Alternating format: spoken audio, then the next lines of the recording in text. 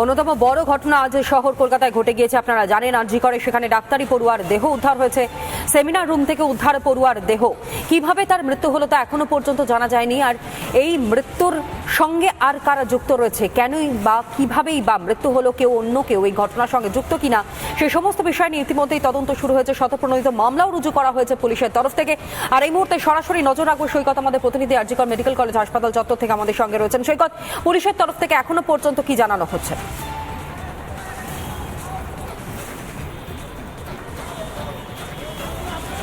দেখো, যেটা জানা যাচ্ছে যে আজকের সকাল 11:30 নাগাদ একজন মহিলা ডাক্তারি পড়ুয়া, তিনি অলরেডি MBBS কমপ্লিট করে ফেলেছেন। স্পেশালাইজড হিসাবে চেস্ট মেডিসিনের জন্য তিনি পড়াশোনা করছিলেন এই হসপিটালে, এবং গতকালকে রাতের বেলা তিনি অন ডিউটি অবস্থায় ছিলেন। এই যে এমার্জেন্সি বিল্ডিং, এই এমার্জেন্সি বিল্ডিংয়ের 3rd ফ্লোর অর্থাৎ 4তলায় সেমিনার রুম রয়েছে।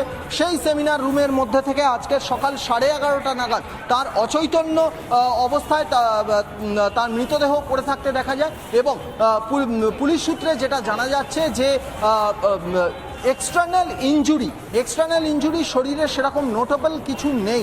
সেই জন্য পুলিশ আধিকারিকরা যেটা জানার চেষ্টা করছেন যে তাকে শ্বাসরোধ করে খুন করা হয়েছে কিনা, সেক্ষেত্রে স্ট্র্যাঙ্গুলেশন বা স্মদারিং করার কোনো চিহ্ন সেটা পাওয়া যাচ্ছে কিনা, সেই বিষয়টা জানার চেষ্টা করছেন। এবং সূত্র মারফত আমরা যেটা জানতে পেরেছি, যেখানে তার মৃতদেহ পাওয়া গেছে অর্থাৎ ইনসাইড সেমিনার রুম, সেখানে কিন্তু কোনো সিসিটিভি ক্যামেরা নেই, কিন্তু সিসিটিভি ক্যামেরা রয়েছে সেমিনার রুমের বাইরে, লনে এবং ডিপার্টমেন্টের বিভিন্ন জায়গায়। সেই সিসিটিভি ক্যামেরাগুলো দেখে পুলিশ তার মুভমেন্ট এবং তার সঙ্গে যারা ছিল তাদের মুভমেন্ট জানার চেষ্টা করছেন। এই মুহূর্তে এখনো পর্যন্ত কলকাতা পুলিশ কমিশনার বিনীত গোয়েল তিনি নিজে রয়েছেন, জয়েন্ট সিপি ক্রাইম তথা অ্যাডিশনাল সিপি 1 মুরলীধর শর্মা তিনি নিজে রয়েছেন। হোমিসাইডের টিম ভেতরে গেছে, ফরেন্সিক টিমের আধিকারিকরা তারা ভিতরে রয়েছেন।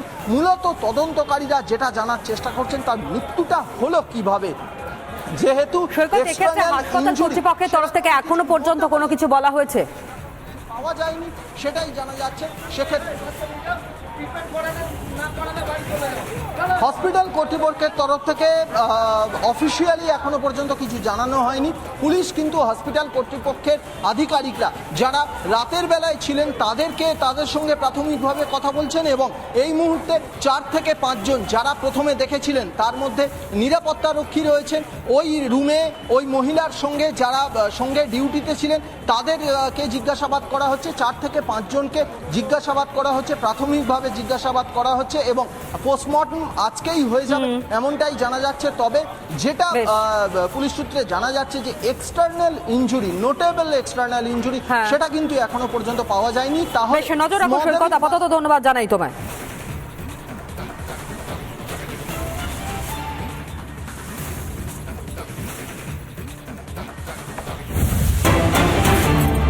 আর এদিকে বাংলাদেশে হিন্দু ও অন্য সংখ্যালঘুদের পরিস্থিতি নিয়ে উদ্বেগ। প্রধানমন্ত্রী নরেন্দ্র মোদীকে চিঠি দেওয়া হয়েছে মতুয়া মহাসংঘের পক্ষ থেকে। 3 দফা দাবি উল্লেখ করা হয়েছে সেই চিঠিতে, এবং সেই 3 দফা দাবি নেই মোদীকে চিঠি মতুয়া মহাসংঘের বলে এই খবর পাওয়া যাচ্ছে। অ্যাসিস্ট্যান্ট এডিটর এই মুহূর্তে ঈশানদেব চট্টোপাধ্যায় আমার সঙ্গে টেলিফোন লাইনে রয়েছেন। ঈশানদেব, 3টে দফার কথা এখানে বলা হচ্ছে, মূলত কোন কোন দফাগুলো সামনে রাখা হয়েছে এই চিঠিতে উল্লেখ করা হয়েছে? দেখো তনয়া, অল ইন্ডিয়া মতুয়া মহাসংঘের তরফ থেকে যে চিঠি আজকে প্রধানমন্ত্রী নরেন্দ্র মোদীকে লেখা হয়েছে তার মধ্যে সবচেয়ে গুরুত্বপূর্ণ আর্জি এই যে সীমান্তে এসে, মানে বাংলাদেশের যে নাগরিকরা ভারতের সীমান্তে এসে জড়ো হয়েছেন, যারা জমায়েত করছেন, তাদের জন্য খাবারের ব্যবস্থা করতে হবে এবং তাদের জন্য নিরাপদ আশ্রয়ের ব্যবস্থা করতে হবে।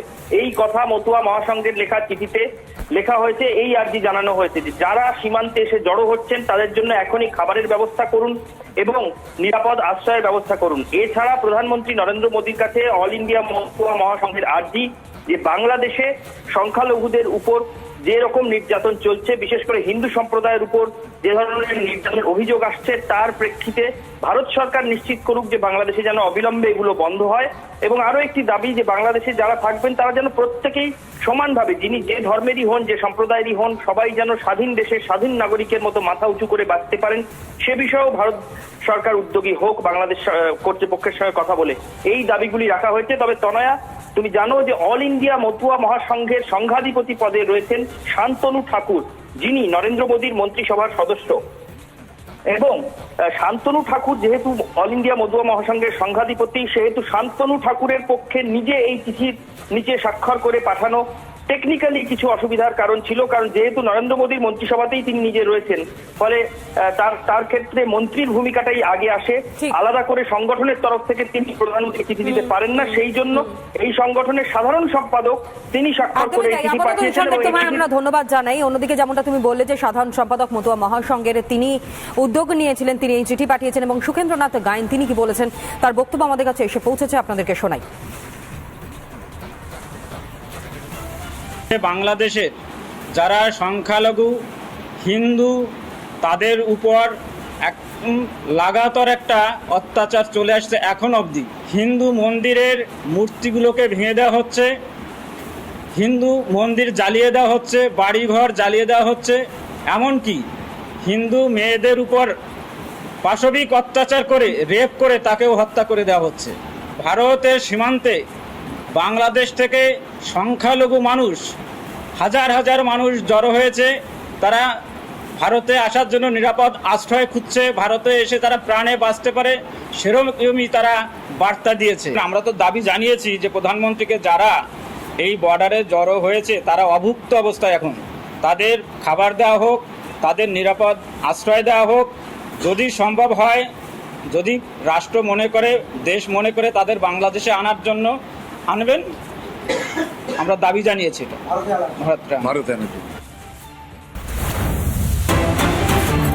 কোচবিহারের শীতলকুচি দিয়ে অনুপ্রবেশের চেষ্টা, খরপো নদী পেরিয়ে ভারতে ঢোকার চেষ্টা করছেন অসংখ্য বাংলাদেশি, যারা ভিড় করে নদী পাড়ে দাঁড়িয়ে রয়েছেন বলে জানতে পারা যাচ্ছে। কিংশুক আমাদের প্রতিনিধি এই মুহূর্তে আমাদের সঙ্গে টেলিফোন লাইনে রয়েছে। কিংশুক, আরো বিস্তারিত তোমার থেকে এই বিষয়ে তথ্য নেব। দেখো আমি তোমাকে প্রথমেই বলি, কোচবিহারের যে মাথাভাঙা মহকুমা, সেই মাথাভাঙা মহকুমা শীতলকুচি ব্লকের গোলনাহাটি অঞ্চলের পাঠানটুলি গ্রামে কাশিয়ার বারুনি এলাকার যে খরপো নদী জিরো ল্যান্ডের মধ্যে রয়েছে, সেই নদী পার হয়ে প্রচুর মানুষ বাংলাদেশ থেকে ভারতবর্ষে আসার কিন্তু চেষ্টা করছে না। ঠিক সে জায়গায় দাঁড়িয়ে বাংলাদেশের ওপারের যে গ্রামটি রয়েছে তার নাম দই খাওয়া, সেই দই খাওয়ার থেকে প্রচুর মানুষ আসার চেষ্টা করছেন। এই মুহূর্তে মানুষের সংখ্যা ধীরে ধীরে বাড়ছে, যদিও বিএসএফ জওয়ানরা মোতায়েন রয়েছে। ওই নদীটার থেকে যদি কিছুটা ভারতের দিকে আসা যায়, সেখানে ফেন্সিং রয়েছে, ওই নদীটা জিরো ল্যান্ডে, আর সেই নদী পার হয়ে কাতারে কাতারে মানুষ আসার চেষ্টা করছেন। এবং এই ঘটনার পরিপ্রেক্ষিতে এসডিও মাথাভাঙা নবনীত মিত্তাল মাথাভাঙা বাংলাদেশের যে সমস্ত সীমান্ত রয়েছে সেই সীমান্তে 163 বিএনএফএস জারি করলো, অর্থাৎ 1 কিলোমিটারের মধ্যে একসাথে 4 জনের বেশি যাতায়াত করা যাবে না, রাত 9টা থেকে ভোর 6টা পর্যন্ত কোনো পণ্য পরিবহন করা যাবে না, এবং ওই 1 কিলোমিটার এলাকা এবং সন্ধ্যা 6টা থেকে সকাল 6টা পর্যন্ত সীমান্তের যে 500 মিটার এলাকা রয়েছে সেখানে কোনো গরু চালানো করা যাবে না, অর্থাৎ গরু নিয়ে যারা যায় ঘাস খাওয়াতে সেই করা যাবে না।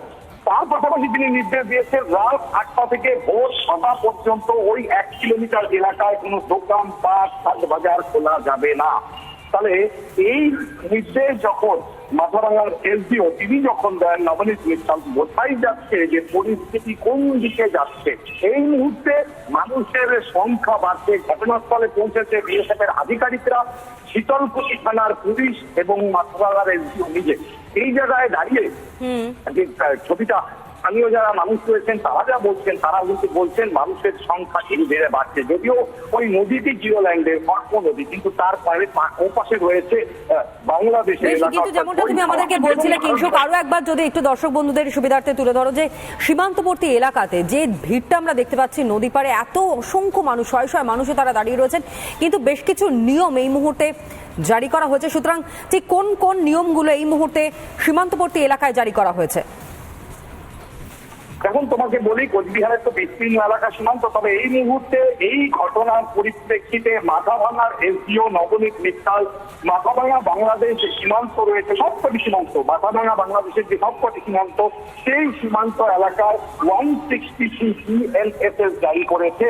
অর্থাৎ 1 কিলোমিটার সীমান্ত থেকে 1 কিলোমিটার যে রাস্তা বা সীমান্ত থেকে 1 কিলোমিটার যে জায়গা রয়েছে সেখানে 4 জনের বেশি একসাথে যাতায়াত করা যাবে না। বেশ। রাত 9টা থেকে ভোর 6টা পর্যন্ত কোনো পণ্য পরিবহন করা যাবে না এবং সন্ধ্যা 6টা থেকে সকাল 6টা পর্যন্ত সীমান্তবর্তী যে 500 মিটার জায়গা রয়েছে সেখানে কোনো গরু বা অন্যান্য গৃহপালিত পশু নিয়ে যাওয়া যাবে না এবং রাত 8টা থেকে ভোর 6টা পর্যন্ত ওই 1 কিলোমিটার এলাকায় কোনো বেশ। দোকান পাট হাট বাজার খোলা যাবে না।